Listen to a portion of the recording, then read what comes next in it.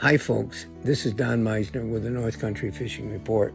In another report I talked about some of the bass fishing that's going on right now in Black Lake. And what do you use? You know, the choices are just mind-boggling if you go into a tackle shop. But one of the things we talk about is fishing with NED rigs. And NED rig is a new phenomenon that's been really popular for the last maybe decade. And what it is using little bitty baits for these big fish. And to use them, you put them on a jig head. And they have jig heads that are identified as NED head jig heads. And they tend to allow your bait to be presented in a realistic manner. And what do you use?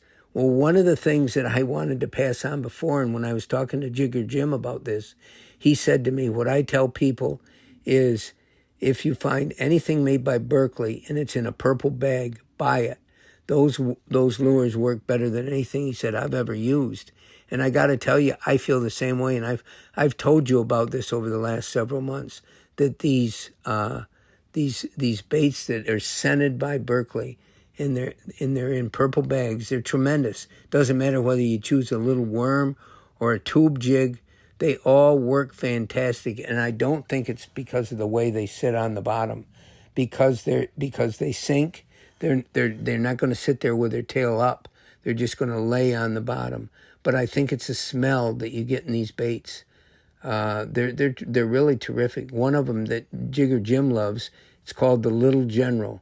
But if you see any of these soft plastic baits made by Berkley and they're in the purple bag, that's your key. Anything in a purple bag is going to draw fish like you won't believe.